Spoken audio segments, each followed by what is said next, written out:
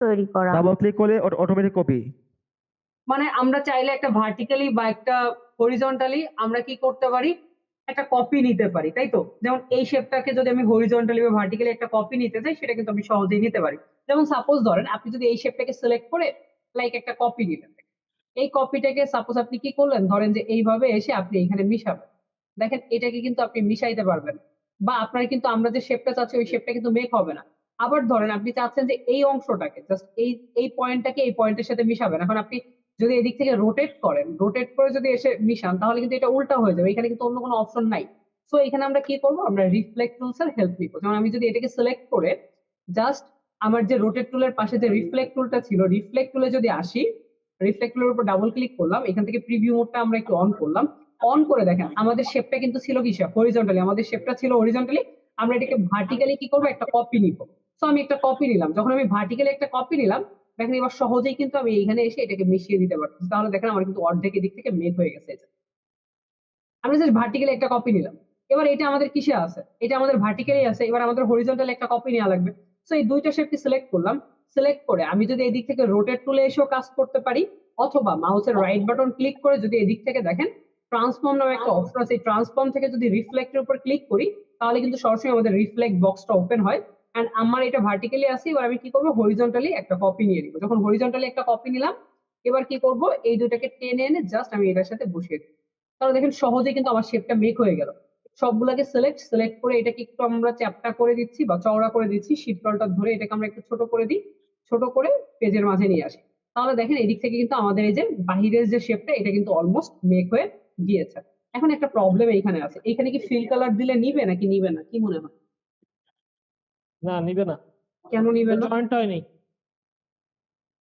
কেন নিবে না? জয়েন্ট করা হয়নি।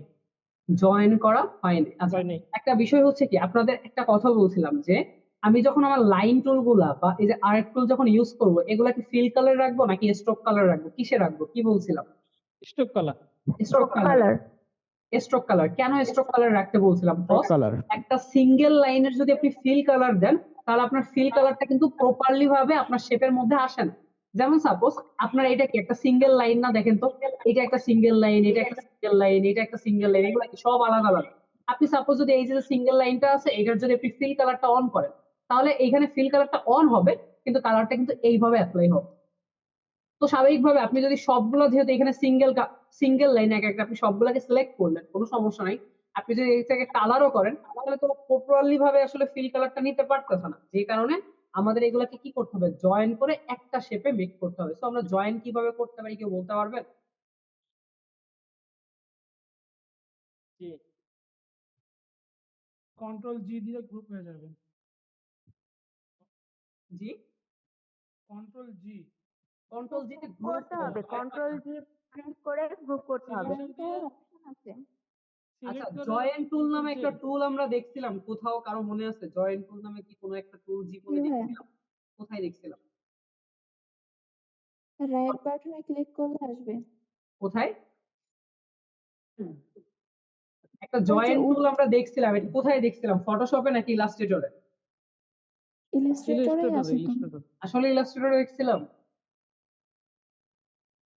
জি আসলে ভাইয়া, কি ইলাস্ট্রেটরে বলেন? হ্যাঁ ভাইয়া। ইলাস্ট্রেটরে তাহলে কোথায় সেটা? ইলাস্ট্রেটরে যে টুলসটা দেখছিলাম, সেই টুলসটা কোথায়? এই টুল রাইট প্যানেলে বাটনে কোথায়? ক্লিক করলে সম্ভবত হচ্ছে উইন্ডোজ থেকে। ওটা আসলে আমি রাইট বাটনে মানে সাইডে রেখে দিয়েছি, শেপ মানে টুলে যেতে হবে। শেপ টুলের একদম আপনারা নিচে তাহলে টুলস গুলো প্র্যাকটিসই করেন না। এই যে শেপ টুলের নিচে মাউসের রাইট বাটন ক্লিক করলে এই যে কি জয়েন্ট টুল দেখতে পাচ্ছি, এই জয়েন্ট টুলে যদি আসে, এই জয়েন্ট টুলের কাজ কি ছিল মনে আছে? দুইটা লাইনকে কেউ জয়েন করতে পারতো না, মনে আছে? দুইটা লাইনকে জয়েন করতে পারতো, এদিক থেকে জয়েন টুলে এসে আমরা এইভাবে জয়েন করে দিলেই এগুলো জয়েন হয়ে যায়। এটা হচ্ছে আমাদের টুলস এর ইউজ। অথবা আমি যদি সবগুলোকে সিলেক্ট করে মাউসের রাইট বাটনে ক্লিক করে শর্টকাট যেটা, সেটা যদি একবারে জয়েনে ক্লিক করি, তাহলে এগুলো জয়েন হয়ে যায়। যখন এটা জয়েন হয়ে গেল, এবার যদি আপনি একটা ফিল কালার দিয়ে দেন, ও কিন্তু সহজে একটা ফিল কালার নিয়ে নিচ্ছে।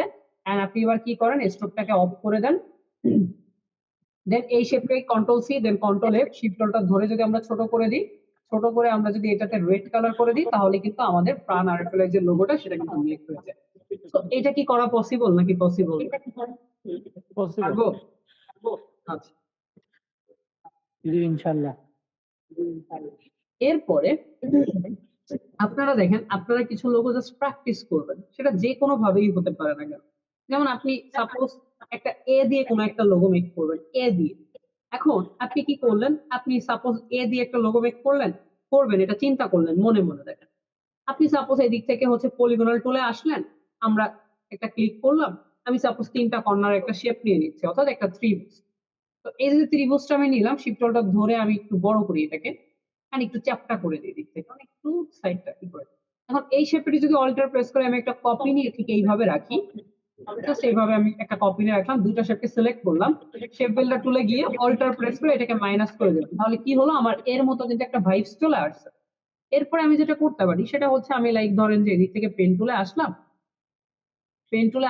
আমি কি করবো, আচ্ছা সাউন্ড হচ্ছে,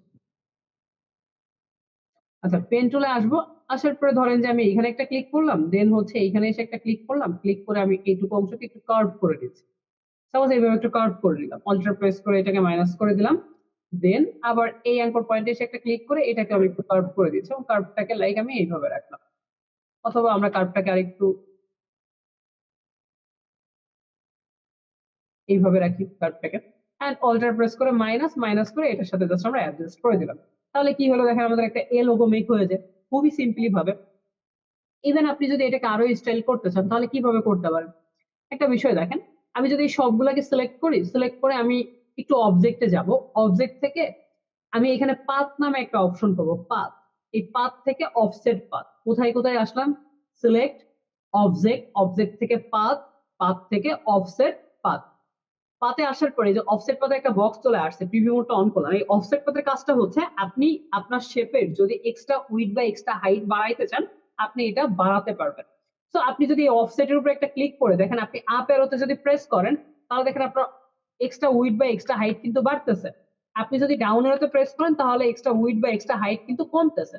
এখন আমরা কি করলাম, আমরা একটু বাড়ালাম, জাস্ট অল্প একটু বাড়ালাম।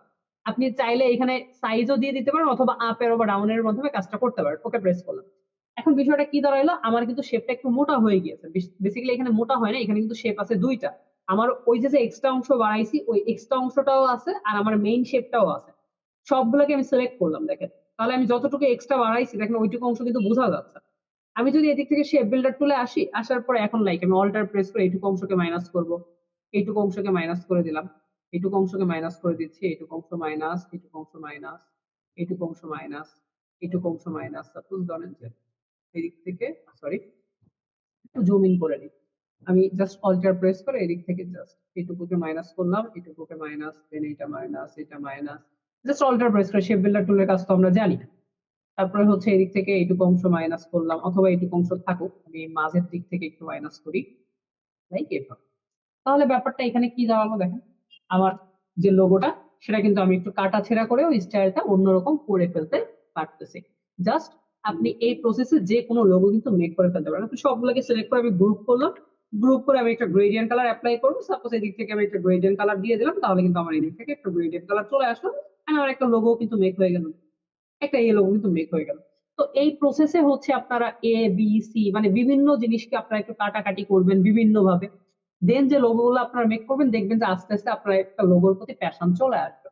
এরপরে আমরা যেটা করতে পারি সেটা হচ্ছে আরো লাইক, আমরা একটা বি দিয়ে একটা লোগো মেক করি। দেখেন বি দিয়ে আমি Hello? এদিক থেকে একটা বি টাইপ করলাম, ধরেন যে একটা ফিল কালার নিলাম, এদিক থেকে একটা বি টাইপ করলাম। সবাই এটা একটু খেয়াল করবেন, এখানে একটু স্টেপ যদি ভুল হয় তাহলে কিন্তু বুঝতে পারবেন।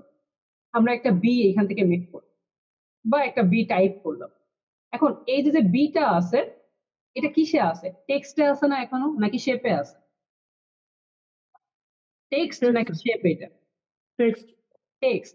এখন এটাকে যদি আমি শেপে কনভার্ট করতে চাই, তাহলে কিভাবে কনভার্ট করতে হবে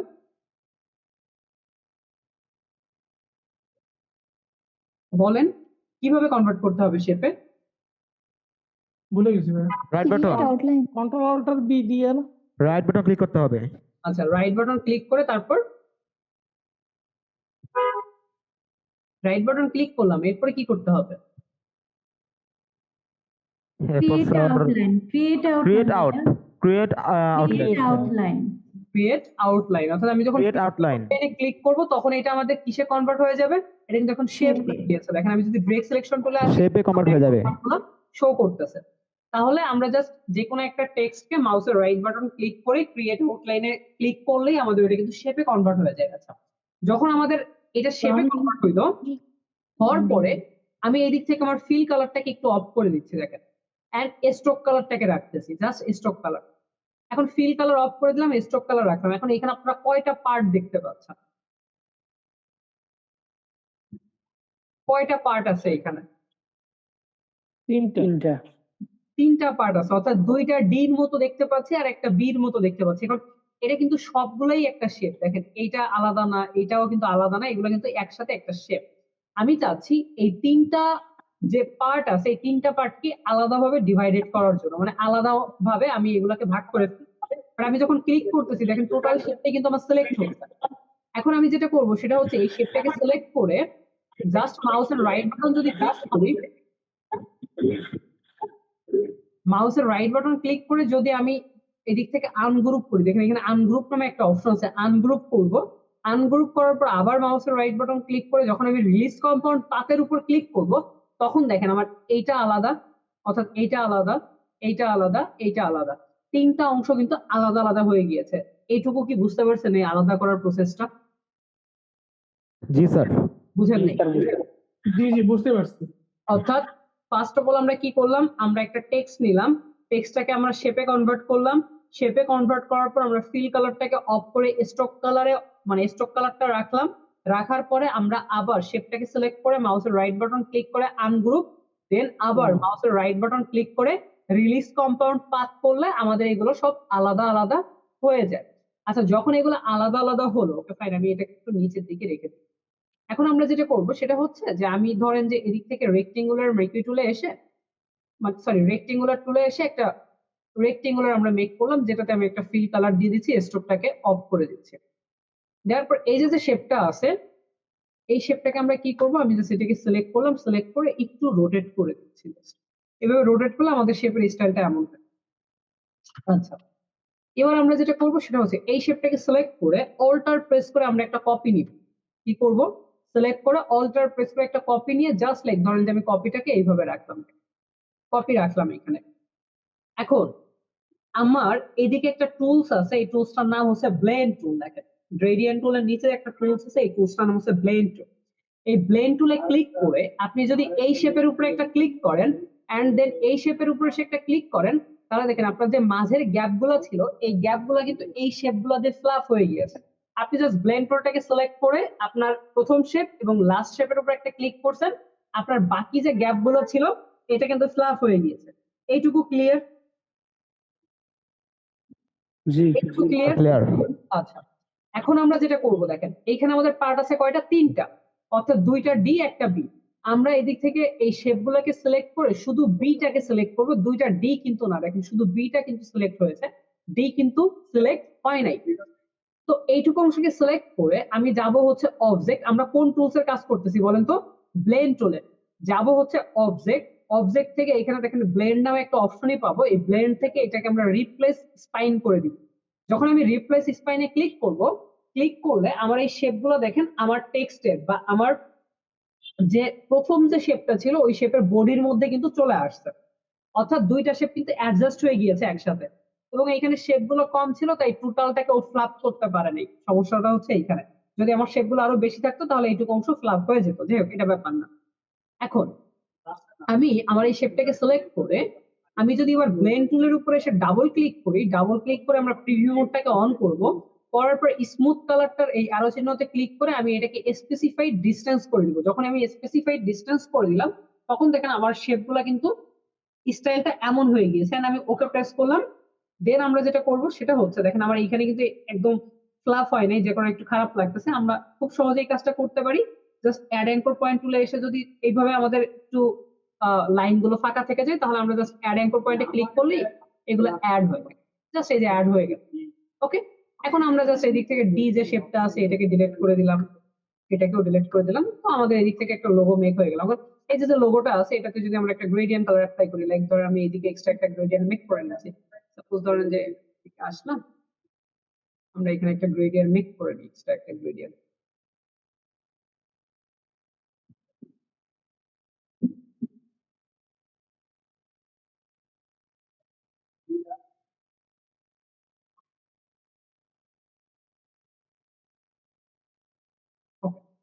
এই যে গ্রেডিয়েন্টটা আছে আমি কি করবো, এই শেপটাকে সিলেক্ট করবো, সিলেক্ট করে এদিক থেকে জাস্ট আইড্রপার যে টুল আছে আইড্রপার টুলে এসে জাস্ট ক্লিক করবো, ক্লিক করলে আমাদের গ্রেডিয়েন্টটা এদিক থেকে মেক হয়ে গেল।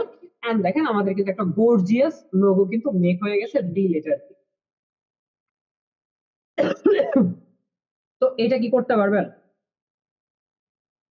জি ভাই পারবো।